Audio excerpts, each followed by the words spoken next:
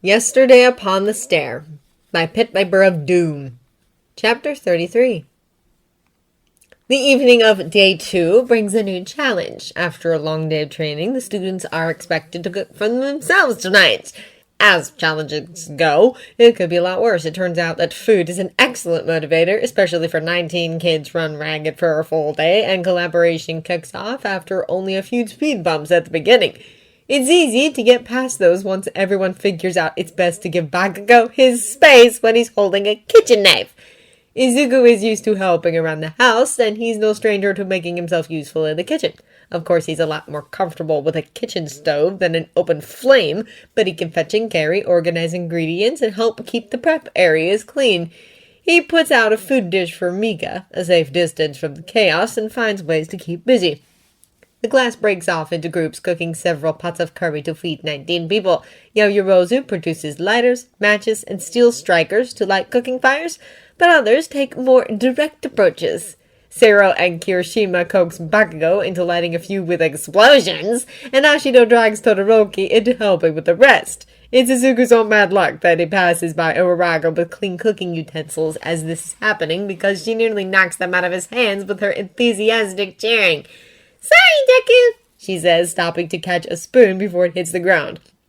"It's fine," he says, bewildered, as she places the utensil carefully back in his already full hands. "Still not used to seeing Todoroki use his fire, I guess," she says with a shrug. "Guess Ashido isn't either." Izuku looks over to where Ashido is gleefully letting her inner pyromaniac show. Uraga moves away from him to watch Todoroki work. When he finishes distributing utensils, he turns back to see Todoroki rekindling one of the fires, while Uraga leans her arm on his cooler right shoulder. He can't hear what Uraga is saying from this distance, but there's a little grin on Todoroki's face.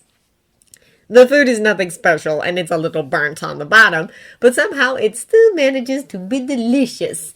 It helps that he has Uraga on one side and Ida and Todoroki on the other, squashed in shoulder to shoulder with his best friends. Mika hangs close to the table, charming some of his weaker-minded classmates into offering table scraps. Kaminari yells a bad joke loud enough for even Class 1B to hear, and Izuku joins in the laughter. He's come a long way from lonely lunches tucked away where bullying classmates and upperclassmen can't find him. It's mostly by luck that he glances up at one point and spots Kota sneaking off into the surrounding woods, head down with the brim of his cap pulled over his eyes. Izuku looks around, concerned. Do the pussycats know he's wandering off? Has he even eaten anything? He finishes quickly, scrubs off his plate and spoon, and fills another from one of the pots. The food has cooled significantly by now, so he nudges Todoroki. "Hey, could you warm this for me?" "Sure, watch out." Todoroki passes his left hand over it a few times, then presses his palm to the underside of the plate until it's fully heated. "Thanks!" Izuku covers it with another dish, grabs a clean spoon, and sets off toward the forest trail at a quick pace. "Where are you going?" Todoroki asks. "Checking on Kota," Izuku answers, and trots down the path with the covered plate in his hands. Rei joins him then, much to his relief, and he drops his voice to speak with her. "Keep an eye out for Tsubasa, okay? Last thing I need is him knocking this plate out of my hands. Are Kota's parents around?" As if on cue, Mrs. Izumi appears on the path, quite literally materializing out of the darkness. Izuku makes a beeline right for her. "Did Kota eat?" he asks before she has the chance to get a word out. Mrs. Izumi looks startled for a split second, and then her face softens with a smile. "He picked at his plate and excused himself early," she replies. "Come on, he'll be at his secret spot about now." She leads him further down the path, then off to a branching trail that leads to a sharp rise. The path slowly widens as it leads up the side of a miniature cliff. Izuku's eyes adjust quickly to the dark, and he can see the end of the trail already. It's a shelf overlooking the surrounding trees, with the mouth of a cave set against the cliff. Kota sits in front of it, staring out at the forest. His father sits beside him. Izuku makes sure that his footfalls make plenty of noise, shuffling through sparse clumps of grass and stepping on a twig to make it crack. The last thing he wants to do is sneak up on Kota by accident. He waits until the boy's eyes are on him before he speaks. "Hey," he says, stepping onto the wide ledge. "Brought you some of our extra curry if you want it. I guess since we have 19 people instead of 20, the portions were a little off." "How the hell did you find me?" Kota demands. He's on his feet, facing Izuku with clenched fists. Followed your footprints, Izuku answers. Do you want food? I don't want your damn food, Koda says hotly. And I said I don't want to talk to you. What part of mind your own goddamn business don't you understand? Pretty much all of it, Izuku answers. I'm terrible at it. Ask anyone. Mr. Izumi lets out his head little. You're all stupid, Koda goes on. Getting all hyped up about your stupid quirks and your stupid jackass training. It makes me sick. He looks close to tears, but is not quite there yet. Sorry, Mrs. Izumi mutters. I'm sorry. Thank you for thinking of him, but maybe you should go. Izuku puts the plate down and steps away. What's the matter? Koda doesn't move toward the food. Got nothing to say. Would you listen? Izuku asks. You've already made up your mind about me and heroes, haven't you? You're all crazy. Koda's voice shakes. Crazy or just stupid. Calling yourselves heroes and villains, but all you ever do is kill each other and die. Izuku sees his birds flinch. Do you even care? The pitch and volume of Koda's voice rise. Or are you just too busy bragging about your quirks and fighting each other to care that's why you'll all end up dead? Izuku sees the ghosts' faces when Koda says this, and it's too close. It's too close to Miss Nana, guilt-ridden and crying in his room when she was the one hurt.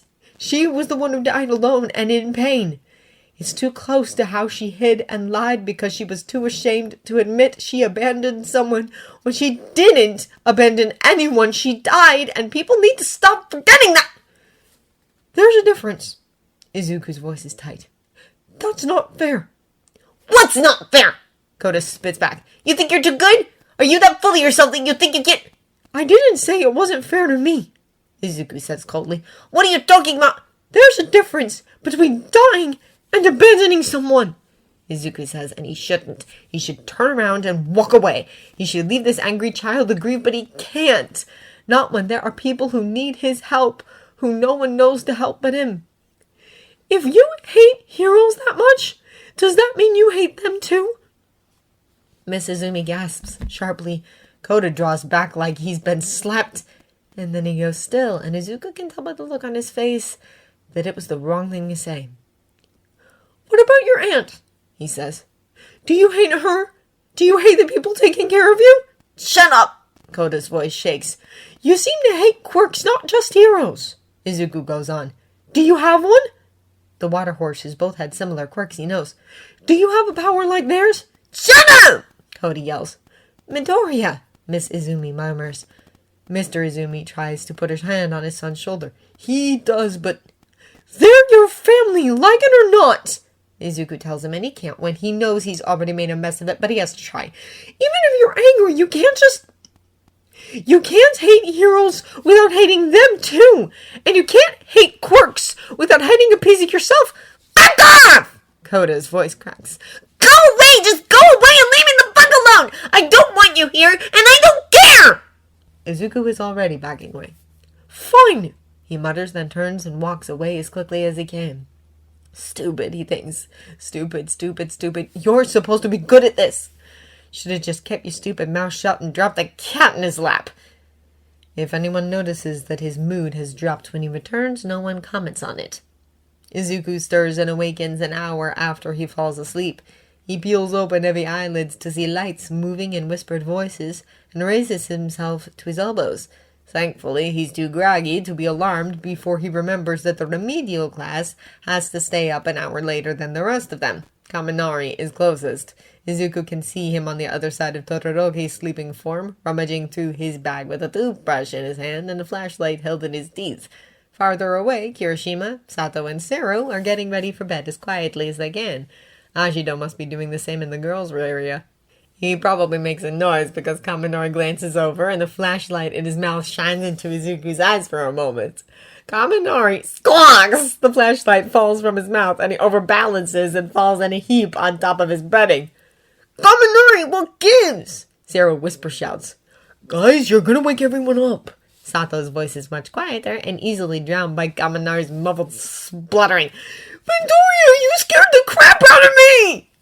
Kirishima turns his flashlight towards him, and Izuku squints back and wishes he hadn't woken up, especially when he sees his classmates start. Oh, well, yeah, that's a little creepy. Says the guy with sharp teeth, Sero mutters. True. Kirishima says. Don't worry about it, Midoriya. Go back to sleep. That's pretty cool, though. I didn't know your eyes did that. Izuku stares at him groggily, weighs his options, and decides that whatever this is, it's a problem better left for later. He lies back down, his classmates settle, and he shuts his eyes to go back to sleep. He doesn't. He isn't sure how much time passes before he comes to the conclusion that he simply can't. And that grates at him. There are few things more frustrating than being exhausted but unable to fall asleep. Frustrated, he rolls on his back, opens his eyes again, and sits up. His eyes adjust to the dark, and he takes in the subtle shades of black to gray, the shapes of his sleeping classmates, the pale form of Ida Tensei at the doorway, peering in to check on them. Rei is at his side, holding on to the hem of his shirt. Their eyes meet for a moment before the ghosts move on again. Izuku's hands itch to reach for his phone, more out of habit than any real desire. But if he starts watching internet videos, he's liable to wake someone up by accident. Another urgent necessity makes itself known then. He has to go to the bathroom.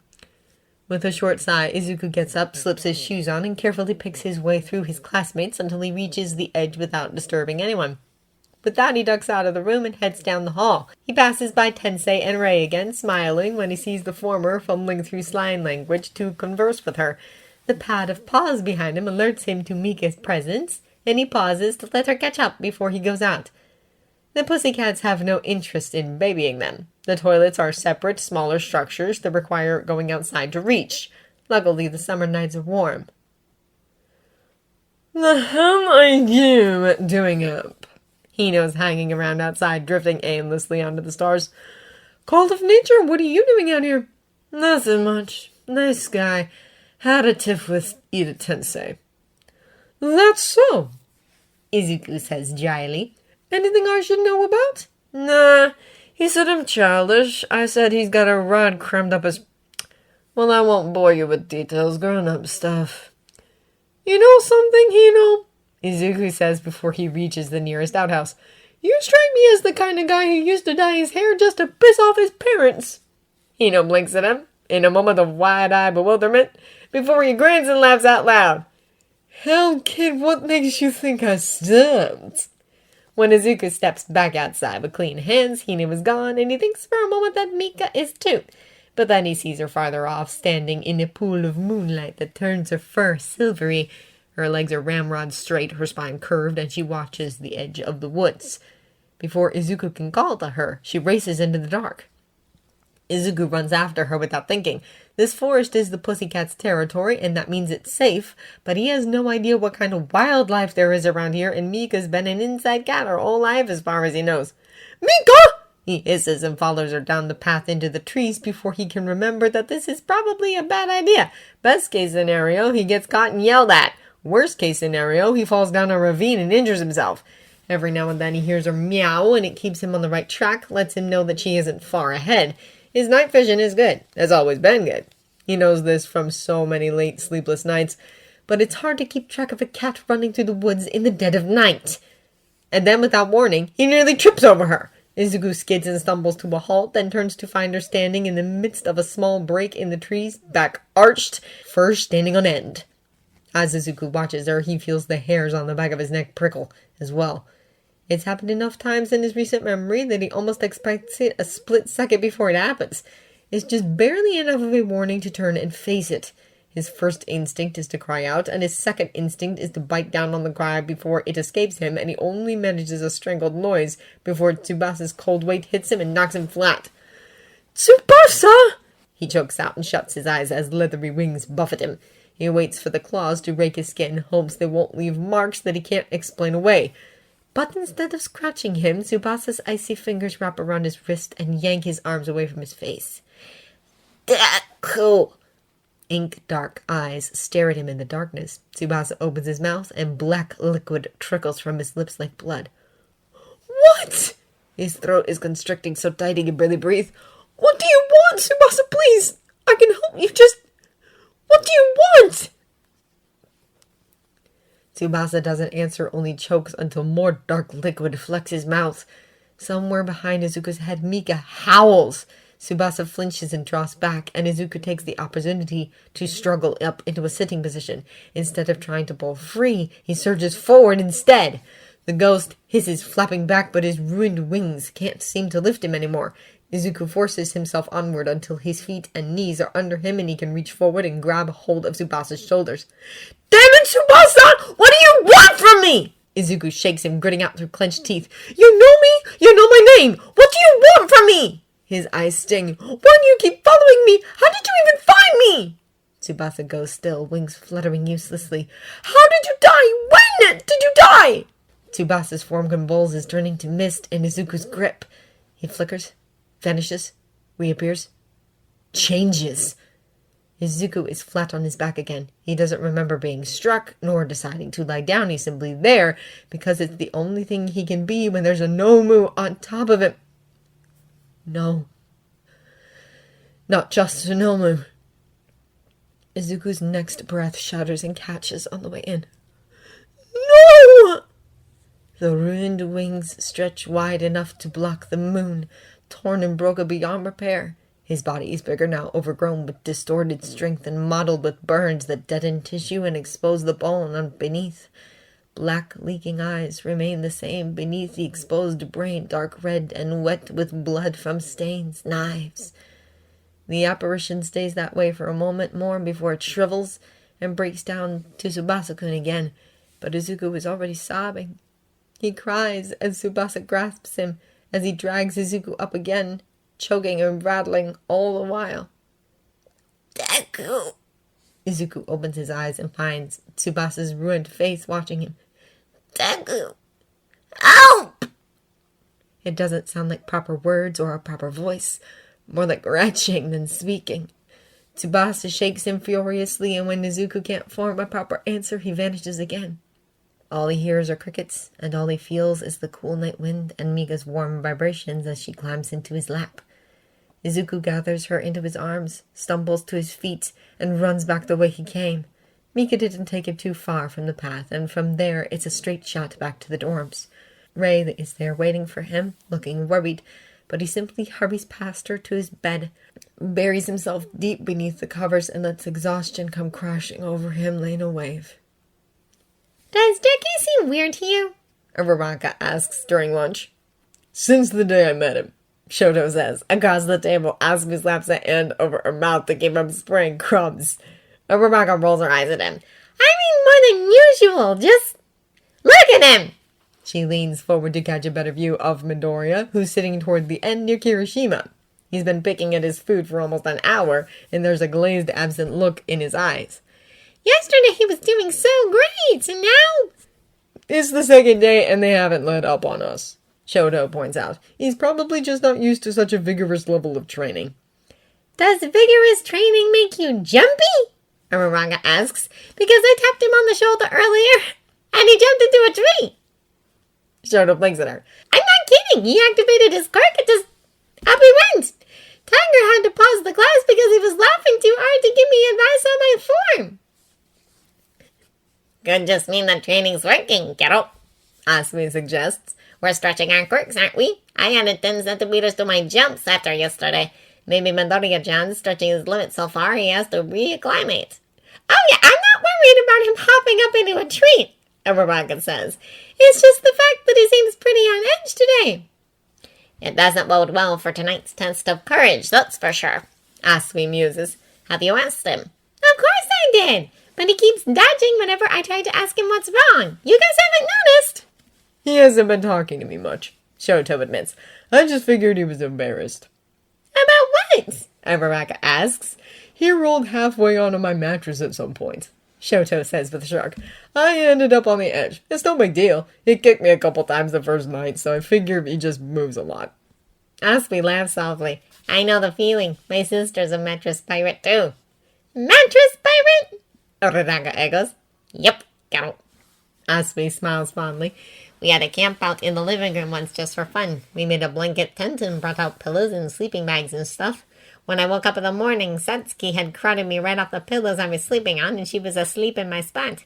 It was pretty funny at the time. Your parents let you do that? Shoto asks. Well, they work a lot, so a lot of times it was just the three of us. Asmi tells him. As long as we cleaned up after ourselves, they didn't really mind, Carol. Uraraka seems mollified, or at least distracted for now. always wanted younger siblings, she says. What other kinds of stuff did you get up to, do you? Shoto continues to not talk to Midoriya for the rest of the day, though it's more the result of how training is structured that Midoriya actively avoiding him. Their quirks just aren't that similar, so their training is structured differently. And even when they are within the vicinity of each other, there's little time to stop and talk. Still, when they do cross paths, Shoto can see what Uraraka means. He's always gotten the sense that Midoriya has more going on than he lets on, but his friend seems even more closed off than usual. It's not until dinner time that concern overcomes Shoto's well-established desire to stay in his own lane. He's carrying a crate of vegetables to the food prep area when he sees Mendelée's young nephew dodging through again. He happens to pass by Midoriya at the fire pits and turns to spit something at him. Midoriya turns his head away instead of answering, and Shoto sighs and changes course. The boy runs off at Shoto's approach, but that's fine. It's Midoriya he wants to talk to. Is something wrong? He asks. Midoriya starts, and Shoto remembers what Uraraka said about him being jumpy. What do you mean? He asks without looking up from the firewood logs he's arranging. You've been acting odd, Shoto replies and adjusts the crate in his arms so that he supports most of the weight against his hip. At first I thought you were just embarrassed about being a mattress pirate, but being a what? But Uraraka says the same. Shoto continues, determined not to get sidetracked. Did something happen? You've been quiet since this morning. Midoriya looks him in the eye for a few moments, then turns back to the fire pit. It's a couple of things, he says. I had a bad dream, and it's been sticking with me. Oh, Shoto says. What was it about? The Nomu, Midoriya replies. You know, the one with the wings. Oh, yeah, Midoriya says. Oh! Shoto hesitates. He's not good at this. He knows he's not good at this. But what's the harm in trying? Do you want to talk about it, or... I really... Midoriya puts down the log and pauses. Really? Don't want to talk about it. Trust me on that. Okay, Shoto says. His arm is starting to ache, and so is the pit of his stomach. It's certainly not the first time he's regretted not being faster that night in Hostu. It's just been a while since then, that's all. I mean, I guess it's Kota too. Midoriya continues and goes back to stacking logs. Who? That boy, Mendelée's nephew. Midoriya pauses to look around, but the boy is long gone. I've talked to him a couple times. That's impressive. Yeah, Midoriya huffs out a short laugh. He hates heroes. He hates everything about just society, how it's based around heroes and quirks, and frankly, I can't blame him knowing his reasons. That's really impressive. Another huff of almost laughter. He's angry, and he's upset, and he has every right to be. I just wish I knew what to say to that. I feel like All Might would know. Aizawa-sensei would probably know too. But I just come up blank.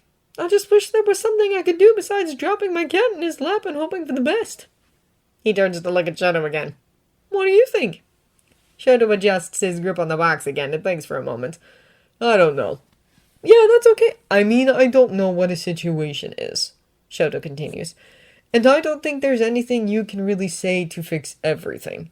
If that was all it took, then it wouldn't be that big of a problem. He thinks of the muffled revulsion that still coils deep in his belly sometimes when he uses his fire, of the hatred that burns cold whenever someone compares him to Endeavor, of the deep sadness that still won't leave his mother's eyes even when she smiles. It takes more than that. I know, Midoriya sighs. I just wish I could help him.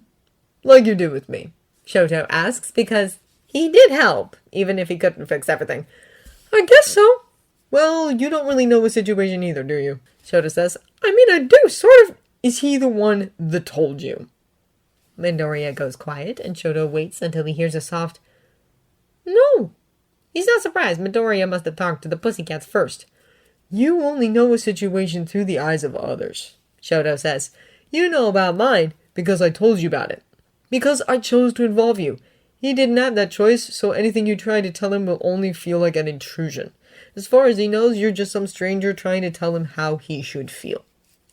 He sees Midoriya's shoulders tighten at that. That makes a lot of sense, Midoriya murmurs. I guess if he hates heroes, then maybe all you can do is try to give him a reason not to. Shoto says. And if you can't tell him, then show him. He shrugs again and continues walking. That's just what I think anyway. If anyone can find the right way to butt in, it's probably you. That's kind of your thing. Midoriya stops avoiding him after that. The stupid green-haired jerk shows up at Koda's secret base. Again!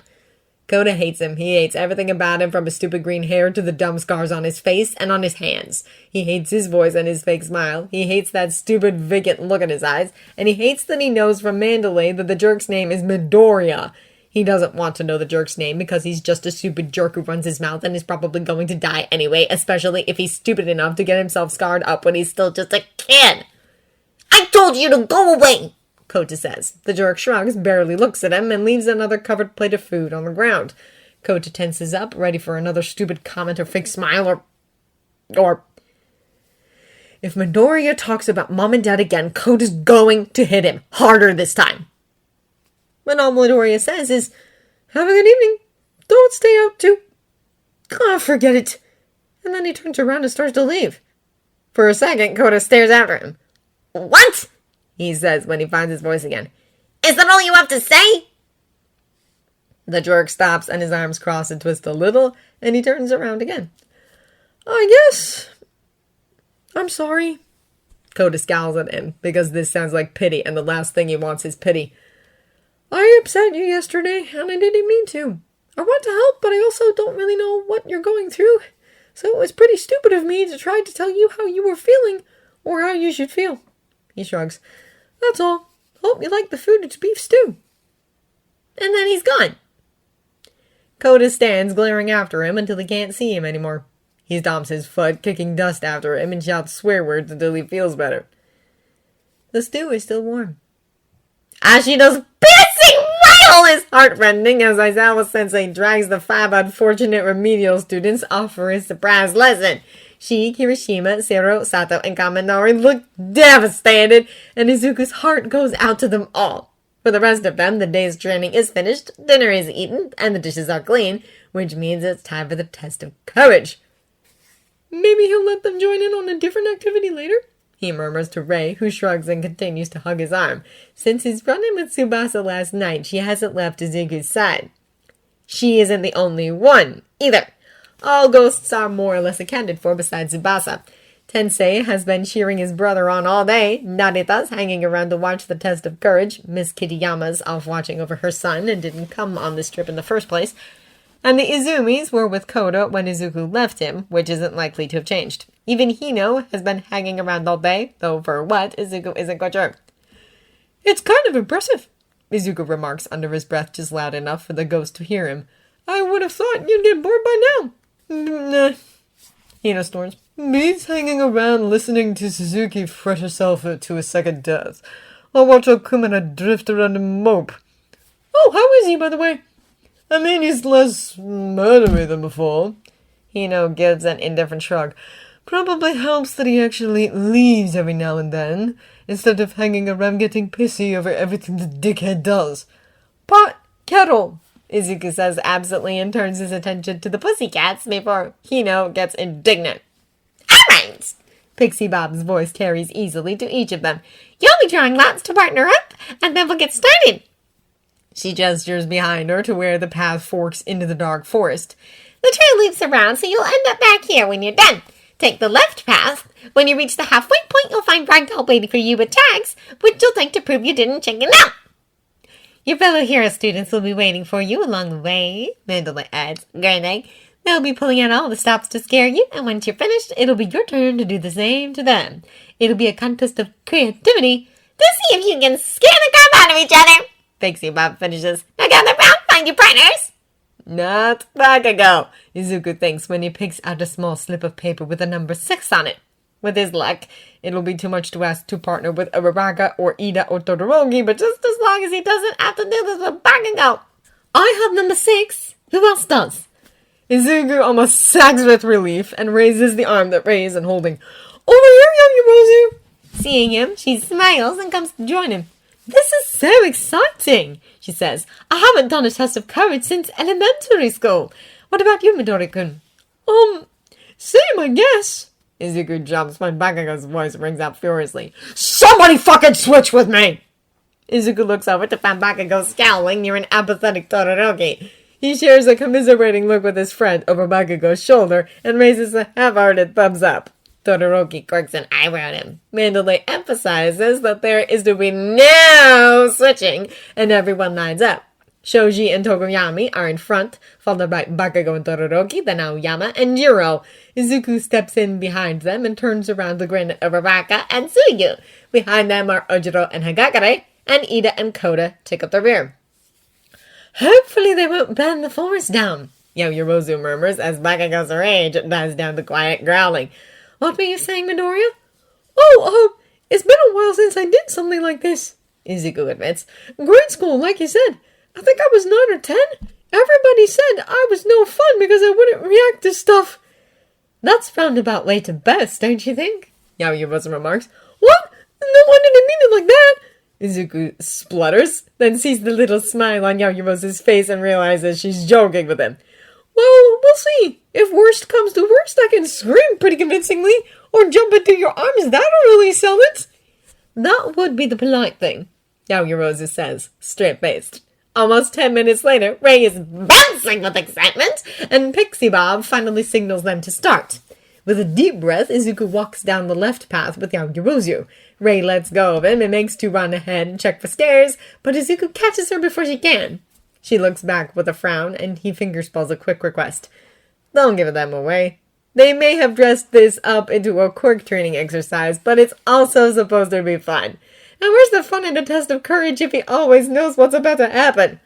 Watch for Tsubasa, nothing else, he tells her. Thinking about his former classmate still hurts, but he presses the feeling down. There's nothing he can do about it for now. All he can do is wait and see All Might about it, maybe share what he knows. Maybe he'll even have to... Well, that's for later. There's enough moonlight to keep track of where the path is, but one of the rules of the game was to leave all flashlights behind. Of course, nothing in that rule covers Yaoyorozu's quirk, so she makes a couple of small LED flashlights and passes one to Izuku. The first scare comes when a boy materializes out of the darkness. Easily, when his skin is jet black and blends in with the shadows under the trees, and screams at them! The noise makes Izuku jump. Yaoyorozu startles but doesn't drop her flashlight and lets out a shaky laugh when the boy vanishes back into the dark. Good one, Kuroiwa, she murmurs. Their flashlights foil the next attempt at a scare, but Shiozaki trips them up with vines shortly afterward. They move on to the sound of faint laughter from further into the trees. We'll get them back, Izuku murmurs with a smile. Yaoyorozu shines her light toward his face, then turns it away again. We could probably work something out with your eyes, she muses. They reflect light pretty noticeably. Have they always done that? Sort of. Maybe? Izuku shrugs. I get red-eye whenever I have my picture taken, and I can see pretty well in the dark. Wow, you're like a cat. Yeah. Movement up ahead makes him freeze, and a figure steps out into the path. Oh, nice try. He shines his light up ahead, ready to call out Class 1B for exposing themselves like that, but his voice trails off. The figure looks back at him, eyes white and blank. It's not Rei. It's not Tensei. It's not Hino, or Narita, or the Izumis, or even Tsubasa. It's not someone Izuku has ever seen before. Midoriya? Yaoyorozu sounds confused. Sorry, Izuku says, dropping the beam back to the trail ahead. Sorry, I thought I saw something. Chances are you did, Yaoyorozu says. We don't know all of Class 1B's quirks. Maybe, Izuku murmurs as he watches the figure drift off into the trees. His relief doesn't last long. Another figure steps out to take the first one's place. And then another, and another. Izuku's steps falter. There are dead people here wandering the woods. Why are there dead people here? Midoriya? Yaoyorozu slows to keep from leaving him behind. What's the matter? If you hear something, then... Midoriya! Izuku stumbles not because of uneven ground or a trick from the other class, but because Rei cannons into him with a rattling cry. When he catches himself, she's in his face, eyes dripping black as she signs at him. Run, run, we have to run, we have to go! The boy with wings is here, and there are more of them!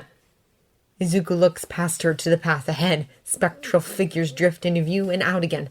Voices murmur, weep, cry out, and wail beside him. Yaoyorozu sees and hears none of this. Ray drags on his arm, fingers ice cold and digging into his skin. They're coming. They're coming. We have to go. They're coming. Who? Izuku whispers. Murderers! Midoriya?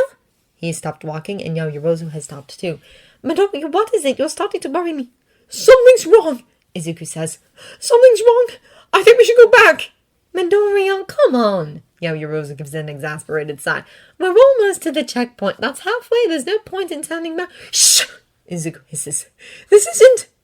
It's not the test of courage! Something's actually wrong! The exasperation on Yaoyorozu's face fades. What do you mean? She asks. Do you hear something? Oh, if only she knew. I want to go home. I want to go home. I want to go... They're going to kill them. They'll kill all of them. They're kids, just kids! Isn't there something we can... They're coming. Not long now. Go! Izuku freezes. He turns around. Tsubasa staggers out of the dark, dragging his broken wings. He still looks like himself, like the boy Izuku would have grown up knowing if things had been different. But Izuku can see flashes now of burns and gashes, the wounds that killed him in the end. Midoriya! Yaoyorozu's urgent voice brings his attention back to her, and he realizes her hand is on his shoulder, gripping tight. Talk to me, what's going on? I don't know. I heard something. It's because he's looking at her that he sees it drifting in from the forest on the left of the path. At first he thinks it's another ghost, but it can't be. It's formless, low to the ground like mist, only... That's not mist! Dr. Rozu! He hisses and shines his light on the visible gas drifting into the path. Yaoyorozu steps away with a cry of alarm, pulling him back and away from it. What follows is almost like an explosion. It's not like Kachan's power, a deafening thunderclap of heat and force. No, this builds from a dull roar until Izuku can smell smoke and burning. Flames shoot skyward from outside of the trail's loop, from a point in the trees beyond where the mist is coming from. A bright, vivid red pillar of fire lights up the night, and the dead cry out. Yaoyorozu's grip turns painful. He looks back at her and finds her staring wide-eyed at the flames. That's a signal! She says, Midoriya, come on, we have to find Ragdoll. She tugs on him, drawing him toward the other side of the path. Come on, whatever that gas is, we shouldn't breathe it in. One of them's coming, one of the ghosts says, and Izuku whips around toward the speaker just as someone comes crashing toward them from the right side of the trail. He activates full cow, ready for trouble. Wait! Yaoyorozu warns him, and a small, swift shape bursts out onto the path and stumbles toward them, feet clacking oddly in the hard-packed dirt. She's a Class B student, and Izuku vaguely recognizes her from the sports festival. She's small but hard to miss, with bright yellow hair and an impressive set of horns. Yaoyorozu lets go of Izuku to catch her before she can fall. The girl stumbles against her, and Izuku realizes that she has hooves instead of feet. It's Tsunatori, isn't it? Tsunatori Pony. Are you all right? I'm okay, Tsunatori says, struggling to stand on her own.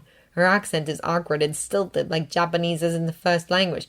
But the gas sets in and breathe. She's the thing, not dead or asleep. Unconscious, Yaoyorozu says. Yeah, don't breathe it.